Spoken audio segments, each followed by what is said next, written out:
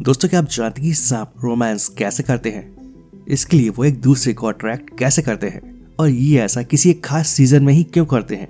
ऐसे कई सवाल है जो शायद कई बार आप सबके मन में भी जरूर आए होंगे। तो अगर आप भी सांपों की इस अनोखी दुनिया के बारे में जानना चाहते हैं तो इस वीडियो को एंड तक पूरा जरूर देखें।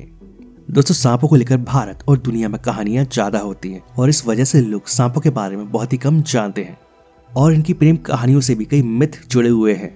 जानवरों में तो प्रेम और रोमांस अलग अलग तरीके से होता है, लेकिन दोस्तों इन सांपों का मामला काफी अलग होता है। और ऐसे में सांपों के रोमांस और उनकी मिलाप की प्रोसेस के कई ऐसे पहलू हैं जिनके बारे में बहुत ही कम लोग जानते हैं और कुछ बातें तो बहुत ही अजीब लगती हैं। मादा सांप नर सांप को अट्रैक्ट कैसे करती है? इनमें सेक्सुअल के साथ एसेक्सुअल रिप्रोडक्शन भी होता है। दोस्तों, हमारी पृथ्वी पर करीब सांपों की 3000 प्रजातियां हैं। हालांकि सांपों के प्रजनन यानी कि रोमांस और मिलाप की जो प्रोसेस है वो अधिकांश रूप से जानवरों के समान ही होती है, लेकिन इसके कुछ तथ्य इनकी कहानियों के जैसे ही रोमांचक और हैरान करने वाले हैं। ऐसे ही सांपों के बारे में कहा जाता है कि ये हमेशा संबंध नहीं बनाते हैं, बल्कि इसके लिए बाकायदा एक मौसम होता है और ऐसा ज्यादातर जानवरों के साथ होता है। ये स्प्रिंग सीजन में मिलाप करते हैं या संबंध बनाते हैं और इस मौसम में ये एक तरह से जागते हैं। और सर्दियों में होने वाली ब्रूमेशन नाम की ये प्रोसेस अन्य जानवरों के हाइबरनेशन के समान प्रोसेस होती है, यानी इसके बाद इनके रिप्रोडक्टिव प्रोसेस के मुताबिक मौसम होने लगता है। लेकिन कई जगह के सांपों के अलग अलग मौसम हो सकते हैं, जैसे कि ट्रॉपिकल और सब ट्रॉपिकल इलाकों में तो मिलाप साल भर होता रहता है। जब मादा सांप संबंध बनाने के लिए तैयार होती है तो वो एक खास तरह की स्मेल छोड़ती है और वही नर सांप बार बार अपनी जीभ बाहर निकालकर इस स्मेल को पहचानने की कोशिश करता है और फिर मादा सांप की तलाश में निकल पड़ता है। और दोनों के पास आ जाने के बाद संबंध बनाने की प्रोसेस की अगली स्टेज शुरू हो जाती है।